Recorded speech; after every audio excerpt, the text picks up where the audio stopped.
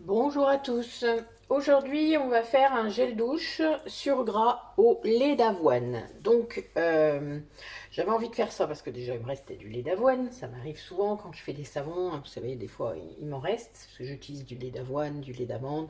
J'en bois aussi, évidemment, je fais des préparations. Mais là, voilà, c'est quelque chose qui me restait. Donc, on va faire pour 200 grammes de produit, 200 millilitres de produit. Donc, je vais mettre, il faut mettre 65% dans la recette. Donc, je vais mettre 130 millilitres.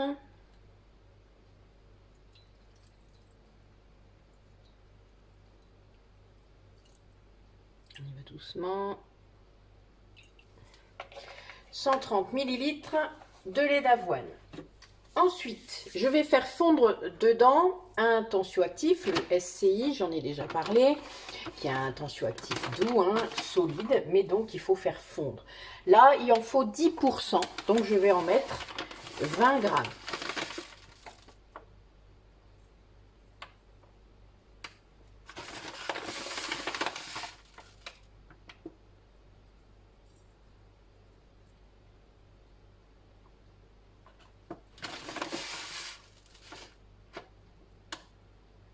Voilà. Ça représente, vous voyez, 2 grosses cuillères à soupe. Alors, vous faites bien gaffe, vous ne mettez pas trop le nez au-dessus, hein, vous vous rappelez. Si vous avez un masque, il vaut mieux. Moi, j'ai juste fait ma feignasse aujourd'hui.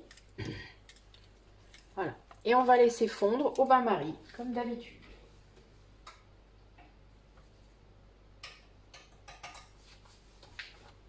Pendant ce temps-là, on va préparer le reste. Alors, moi, j'aime bien préparer d'avance, surtout s'il y a un peu de fonte à faire. Alors, par contre,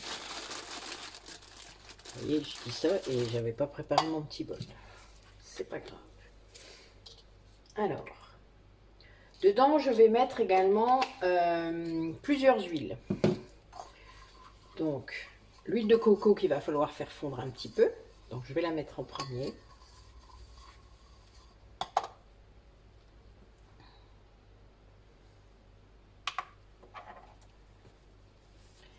Donc, pour l'huile de coco, il faut en mettre 10%, donc pareil, 20 grammes également.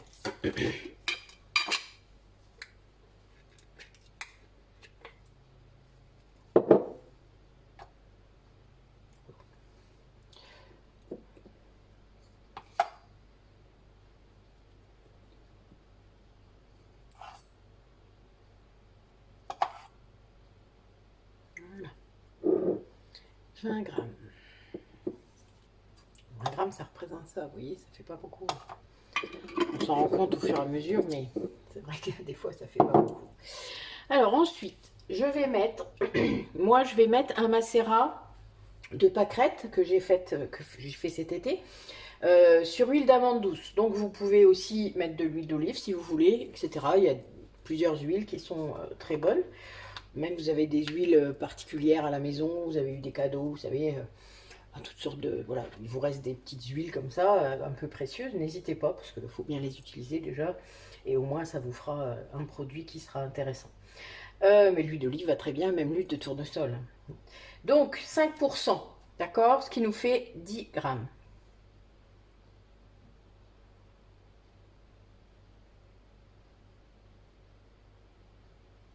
Voilà. Et je fais fondre le tout. Je vais regarder où en est mon tensioactif.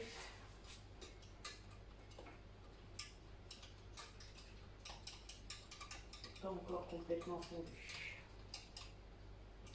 Mais ça vient. Alors du coup, ça ne fait pas une pâte comme dans le shampoing solide. Hein. Dans le shampoing solide, quand le tensioactif fond dans l'hydrolat, hein, puisque là c'est un hydrolat, c'est considéré comme ça, du lait c'est comme l'eau, eh bien vous allez avoir une pâte. Là c'est beaucoup plus liquide puisque c'est un gel douche liquide. Un gel douche, bon, vous avez bien compris. Ok, donc j'ai mis ma... Voilà, donc maintenant, eh bien, on va attendre un petit peu. Je vous reprends après. Alors, notre huile est fondue, donc on va pouvoir ajouter les autres éléments. Donc, je vais mettre de l'huile de babassu. Donc la mousse de babassu, vous savez, c'est un tensioactif doux également. Donc je vais en mettre 5%, qui est pour notre recette, ça fait 10 grammes.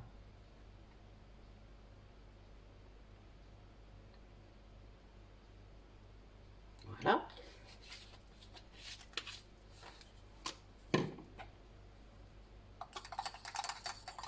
Alors, mélangez pas trop fort, sinon ça va mousser. Ensuite, alors, dans la recette, on me dit de mettre du miel liquide et d'en mettre 3%. Moi, aujourd'hui, j'avais pas envie de mettre de miel liquide, j'avais envie de mettre de l'aloe vera, puisque c'est un gel douche. Le miel liquide, c'est quand même assez... enfin, c'est sucré, enfin, c'est un peu chiant. Enfin, voilà, moi, j'aime pas trop, j'en mets de temps en temps, mais dans mes savons. Et donc, c'est vrai que quand j'ai besoin de mettre un hydratant ou quelque chose qui est bon pour la peau, j'ai plutôt tendance à mettre de l'aloe vera. Donc, je vais en mettre, du coup, 6 grammes, 3%, ça représente ça.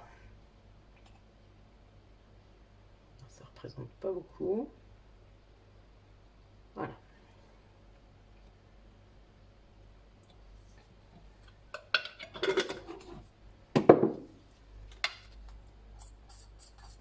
Je mélange tranquillement. Le but n'est pas de faire une crème, hein, je vous rappelle. Voilà. Ensuite, on va mettre le Cosgar, qui est notre conservateur, je vous le rappelle, et on met 1%, ce qui fait 2 grammes.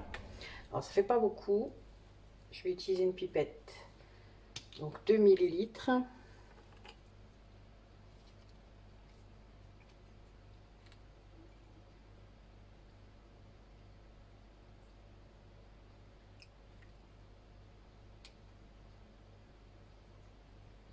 Voilà. 2 millilitres de Cosgar. Alors, je me demandais un petit peu ce que j'allais mettre comme fragrance. Donc, je réfléchis. Et j'ai trouvé. Je vais aller la chercher. Alors, donc, le SCI a fondu. Pour s'en assurer, je vais prendre ma spatule, puis je vais aller au fond pour voir un petit peu s'il y a encore des choses. Vous voyez, il n'y a plus rien. Voilà, donc tout a bien fondu dedans.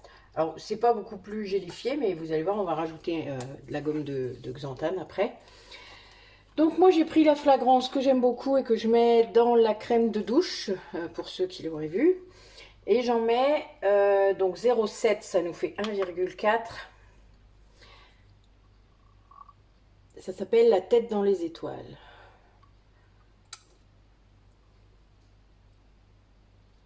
Voilà. Pour la fragrance. C'est dommage que vous n'ayez pas l'odeur. Je vous jure, c'est un truc de ouf.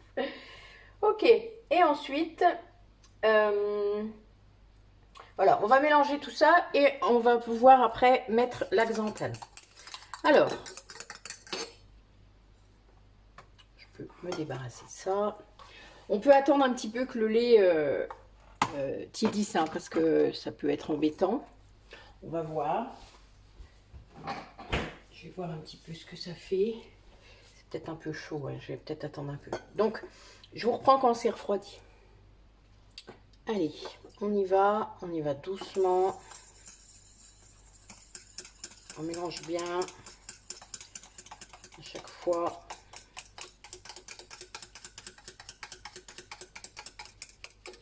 Vous voyez, il y a un petit peu de mousse.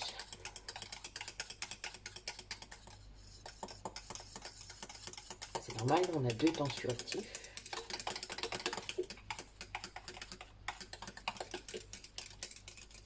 Voilà. Alors.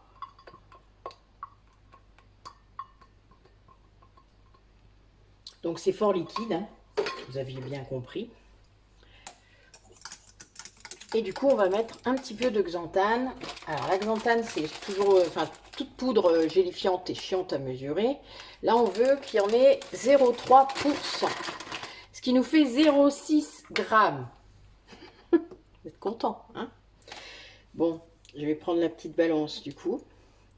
Qui est un peu, pardon, excusez-moi, j'ai fait bouger le pied.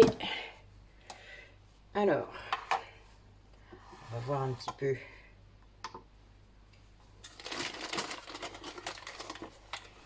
0,6. Je suis à 0,8, vous voyez déjà. Bon, c'est pas très grave, hein, ne vous inquiétez pas. Ça ne tuera pas notre mélange. Donc la xanthane, on a l'impression que ça fait des morceaux. C'est vrai que ça fait un peu le cas parfois, mais ça se répartit bien après. Il faut bien fouetter et il faut laisser agir. Donc on laisse agir tranquille. C'est pas un souci. D'ailleurs, il faut le faire au moins 15 minutes. Tombe bien, j'ai une petite course à faire, donc en gros, je vais vous laisser et je reviens tout à l'heure. Ça sera refroidi et ça sera sûrement un peu plus pris. Voilà. Donc, on va laisser. Donc, vous voyez, il n'y a pas de... Voilà, il faut laisser faire.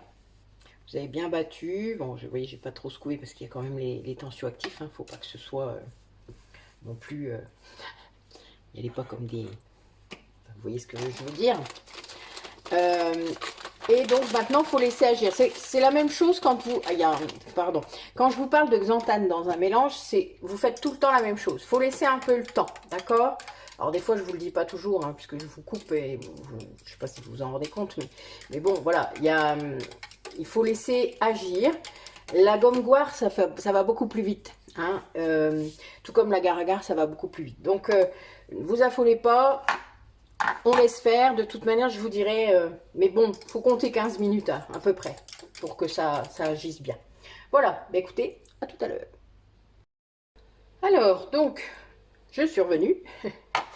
On va, donc vous voyez, ça a gélifié un petit peu, c'est pas mal. Donc on va mettre dans le contenant. Ok, donc on va remplir.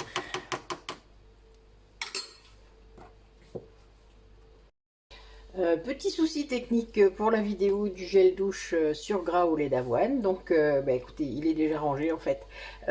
Donc, bah, je voulais juste vous remercier d'avoir regardé la vidéo et puis vous souhaiter une bonne soirée. À bientôt!